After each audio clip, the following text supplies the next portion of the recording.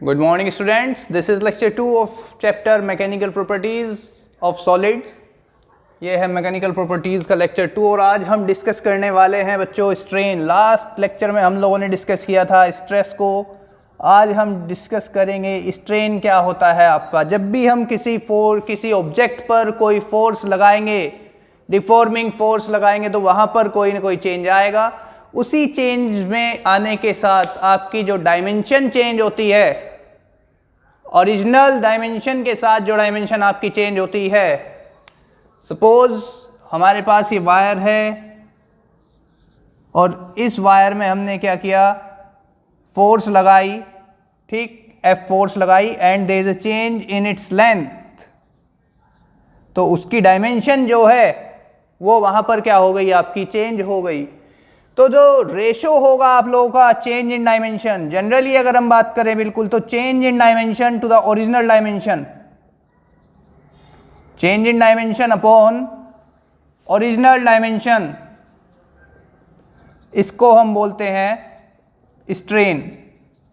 सो बहुत ही सिंपल सी लैंग्वेज में अगर हम बात करते हैं, what is strain? It is the ratio of the change in dimension to the original dimension when the deforming force is applied. This is called strain and we have several types of strain. First one is longitudinal strain. What is longitudinal strain? Longitudinal strain होता है बेटा आपका जब change आए आपकी length के अंदर, when a deforming force is applied and the length of the body changes with its original length, तो उसको हम क्या बोलते हैं, longitudinal strain. Suppose there is a wire, हम इसी को ले लेते हैं एग्जांपल को। यहाँ पर कोई वायर था एल लेंथ का और हमने इस पर क्या लगाई, कोई फोर्स लगाई, तो इसकी जो डायमेंशन में चेंज आया वो डेल्टा एल चेंज आया इसकी लेंथ के अंदर। There is a change only in the length of the wire. So change in length upon original length, change in length upon original length, this is called longitudinal strain, this is called longitudinal strain। तो यानी कि हम इसको लिख सकते हैं delta L upon L. अब आप देख लीजिए ऊपर भी लेंथ और यहाँ पर भी लेंथ है, so it has no dimension and no unit, it has no unit and no dimension. इसकी ना तो कोई डायमेंशन होगी और ना ही कोई यूनिट होगी। नेक्स्ट टाइप की अगर हम बात करते हैं तो वो है आपका वॉल्यूमेट्रिक स्ट्रेन। वॉल्यूमेट्रिक स्ट्रेन की हम बात करेंगे। देखिए वॉल्यूमेट्रिक स्ट्रेन क्या होता है, जब हमने लेंथ में चेंज आया तो हमने उसको बोला longitudinal strain. When the object changes its length on applying the deforming force, जब हम किसी ऑब्जेक्ट पर क्या करते हैं, फोर्स अप्लाई करते हैं और उसकी वॉल्यूम में चेंज आएगा, उसकी वॉल्यूम में चेंज आएगा, तो उसको हम क्या बोलेंगे, volumetric strain. Change in volume upon original volume,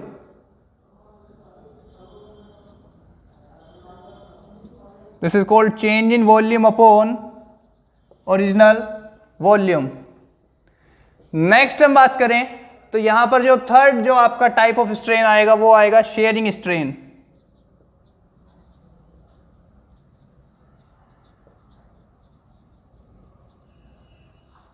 sharing strain, तो शेयरिंग स्ट्रेन हम किसको बोलेंगे, सपोज करिए हमने किसी बॉडी पर जो है फोर्स लगाई या किसी क्यूब पर हम क्या कर रहे हैं, फोर्स लगा रहे हैं। एग्जाम्पल ले लेते हैं डायग्राम के थ्रू जिस पर हम बात करेंगे। So this is the cube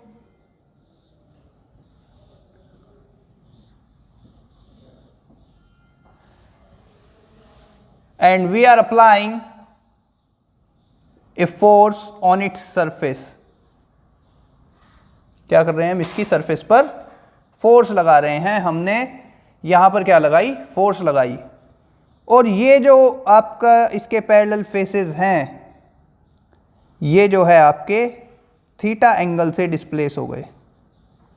The faces of the cube, the parallel faces of the cube are displaced by theta angle.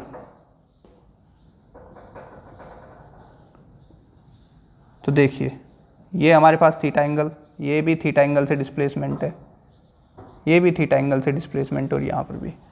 तो इन पैरेलल फेसेस पर number 1 and number 2 we have two parallel faces of a cube and we are applying a force on both the faces. हमने इन faces पर force लगाई तो यहाँ पर change आएगा. There is extension in the length of the faces, that is delta L, and the original displacement and the actual displacement between two parallel faces ये क्या था, L. तो यहाँ पर जो हमारे पास थीटा हो गया वो कितना हो जाएगा, the relative displacement हुआ यहाँ पर दोनों faces में, relative displacement between two parallel faces upon distance between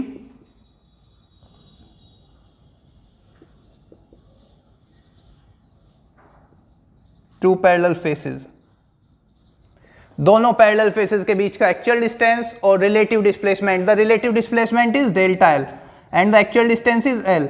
it is similar to the longitudinal displacement, but it is denoted by theta first one and it can be calculated by theta.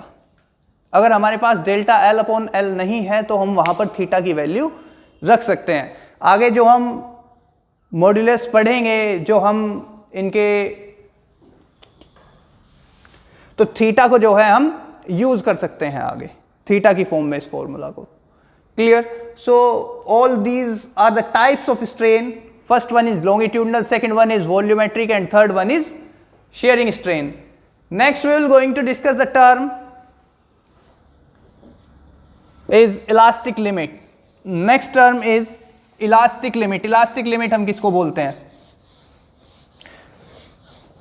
हमने देखा है हम अगर किसी rubber को stretch कर रहे हैं, if we are stretching out a rubber, तो after some time when the stress is maximum the rubber reaches to its breaking point. Rubber क्या होती है, वो टूट जाती है. तो इसका मतलब क्या हुआ कि जहां पर सपोज करिए ये रबर थी और हमने इसको खींचा और यहां पर क्या है, इसके बाद ये आपकी ब्रेकिंग पॉइंट पर है अभी अपने, आपने इससे ज्यादा स्ट्रेस करते ही क्या हो गया, ये टूट जाएगी. It can not regain its original shape and size. तो ये जो मैक्सिमम स्ट्रेस होगा, the maximum stress within which the body can regain its original shape and size. जो बॉडी है आपकी क्या कर सकती है, ओरिजिनल शेप एंड साइज को रिगेन कर सकती है, उसको हम क्या बोलते हैं, इलास्टिक लिमिट. तो इलास्टिक लिमिट हम किसको बोलेंगे, ये बहुत ही जनरल सी बात है कि लिमिट, इलास्टिसिटी की जो लिमिट होगी वो मैक्सिमम स्ट्रेस जो कोई बॉडी बेयर कर सकती है, टॉलरेट कर सकती है कि वो उसके अपनी वापस शेप एंड साइज को रिगेन कर ले उस लिमिट तक. तो वो लिमिट हम क्या बोलते हैं, इलास्टिक लिमिट. नेक्स्ट इसके बाद आता है बेटा हुक्स लॉ. तो हुक्स लॉ की जब हम बात करेंगे, एक साइंटिस्ट हुए इन 1679, रॉबर्ट हुक, और उन्होंने अपने एक्सपेरिमेंट में इन्वेस्टिगेट किया कि जो आपका स्ट्रेस है वो स्ट्रेन के डायरेक्टली प्रोपोर्शनल है. वो क्या है, स्ट्रेन के डायरेक्टली प्रोपोर्शनल है. But there are some consequences. वो कहां तक पॉसिबल है, क्योंकि एक टाइम के बाद तो हमारे पास ब्रेकिंग पॉइंट आ जाता है, फिर तो हम स्ट्रेन के इक्वल नहीं होगा वो, फिर स्ट्रेन के डायरेक्टली प्रोपोर्शनल नहीं होगा. तो उन्होंने एक लिमिट लगाई रॉबर्ट हुक ने, with in elastic limit. With in elastic limit the stress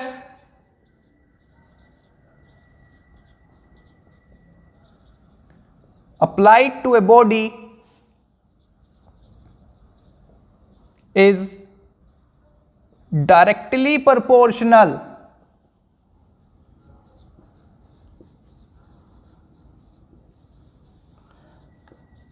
to the strain. वो डायरेक्टली प्रोपोर्शनल किसके होगी? स्ट्रेन के। जिस बॉडी पर हम स्ट्रेस अप्लाई कर रहे हैं वो अपनी इलास्टिक लिमिट के अंदर अंदर क्या होगी? स्ट्रेन के डायरेक्टली प्रोपोर्शनल होगी। So Hooke's give us the equation stress is directly proportional to the strain and stress is equals to elasticity, modulus of elasticity into strain. ये प्रोपोर्शनलिटी कांस्टेंट है हमारा और इसको हम बोलते हैं modulus of elasticity. It is called modulus of elasticity. ठीक है, तो यहां से हम मॉड्यूलस ऑफ इलास्टिसिटी की डेफिनेशन भी निकाल सकते हैं। It is the ratio of the stress to the strain. अगर हम यहां से बात करें, हमको निकालनी है मॉड्यूलस ऑफ इलास्टिसिटी की लिमिट, तो ये हो जाएगा stress upon strain. So the ratio of the stress to the strain is called modulus of elasticity. So यहां से हमने टाइप्स ऑफ स्ट्रेन पढ़े, इलास्टिक लिमिट पढ़ी और हुक्स लॉ पढ़ा। इसके बाद हम डिस्कस करेंगे types of modulus of elasticity. We have 3 types of modulus of elasticity: Young's modulus, bulk modulus and modulus of rigidity. So बच्चों, सबसे पहले आता है आपका Young's modulus. Young's modulus of elasticity. Young's modulus of elasticity को हम बोलते हैं, it is the ratio of longitudinal stress और normal stress upon longitudinal strain.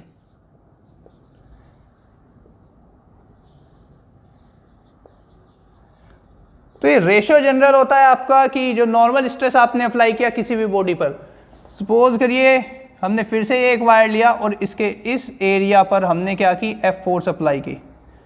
We exert a force F on its area A।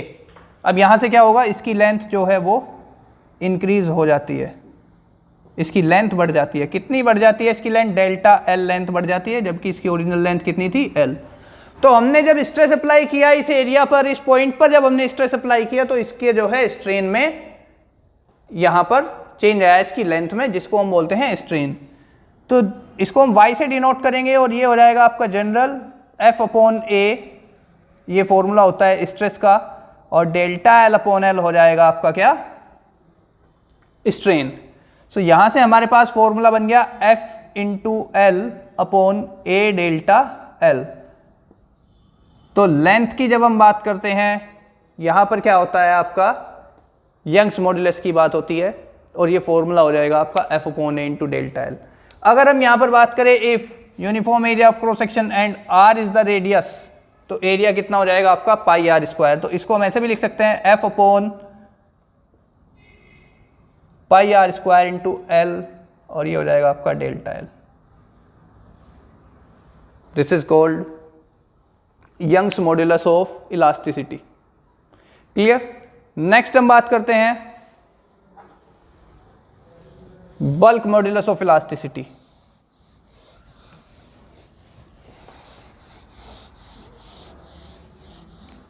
Bulk modulus of elasticity आपका क्या होगा?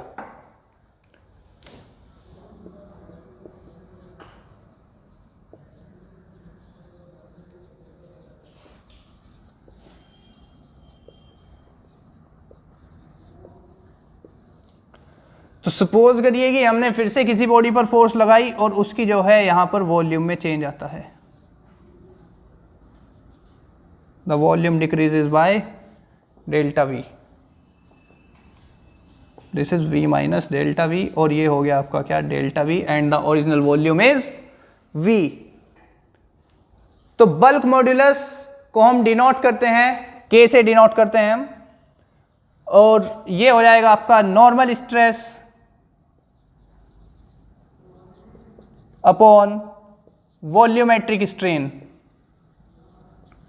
Volumetric strain. Suppose करिए हमने यहाँ पर ये प्रेशर अप्लाई किया, P प्रेशर अप्लाई किया हमने सपोज करिए, और इसकी वॉल्यूम में क्या हो गया? यहाँ पर चेंज आया, and there is a change in the volume, that is delta V। सो F अपॉन ए कितना हो जाएगा आपका delta V upon V। Clear? तो F अपॉन ए को हम लिख सकते हैं P, तो ये फॉर्मूला आपका क्या बन जाएगा P upon delta V into V। So PV upon delta V is the formula of bulk modulus of elasticity. तो ये रेशो किसका हो गया आपका normal stress to the volumetric strain. तो यहां पर ये हुक्स की बात जो थी बिल्कुल सही हुई कि जब भी हम स्ट्रेस को अप्लाई करेंगे वहां पर चेंज आएगा स्ट्रेन में, ठीक है, लेकिन इलास्टिक लिमिट के अंदर। वहां तक आपका जो है स्ट्रेस किसको चेंज कर सकता है, स्ट्रेन को भी चेंज कर सकता है। तो जब हम लेंथ की बात करते हैं तो लॉन्गिट्यूडनल स्ट्रेन यानी कि यंग्स मॉड्यूलस, जब हम वॉल्यूम की बात करेंगे तो यहां पर हो जाएगा आपका क्या volumetric strain.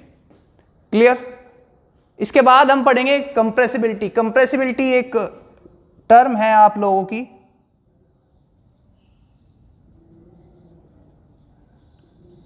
And compressibility is the reciprocal of bulk modulus.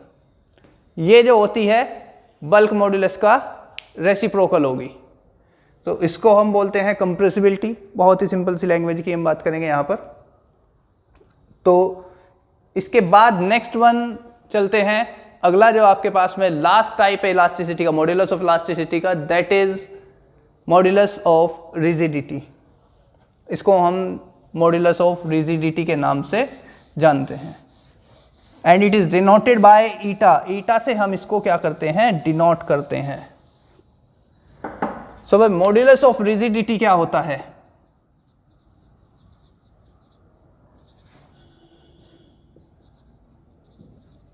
देखिए,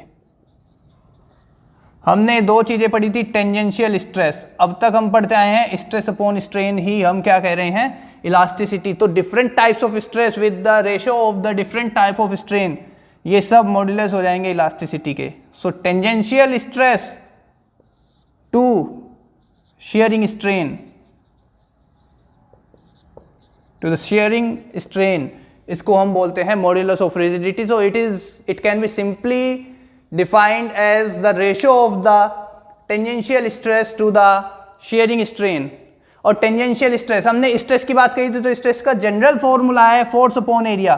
तो फोर्स अपॉन एरिया आपका हो जाएगा क्या, टेंजेंशियल स्ट्रेस। और शेयरिंग स्ट्रेन को हमने बताया था थीटा से हम इसको डिनोट कर सकते हैं। If we have the angle in which the faces are displaced of a cube or two parallel faces are displaced, तो उसको हम क्या बोलते हैं, शेयरिंग स्ट्रेन। तो इसको हम लिख सकते हैं F अपॉन ए इंटू थीटा। थीटा की वैल्यू हम लोगों को मालूम है डेल्टा L अपॉन L। तो ईटा की वैल्यू क्या हो जाएगी, F अपॉन ए, और ये हो जाएगा आपका क्या,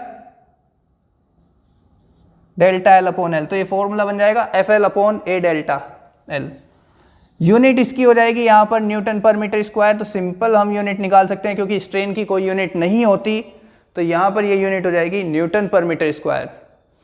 सो there are the types of stress and the type of modulus of elasticity. Next topics will be discussed in the next upcoming video. तो तब तक के लिए आप इस वीडियो को एंजॉय करिए, and like this video, share and subscribe the channel. Thank you. Jai Hind.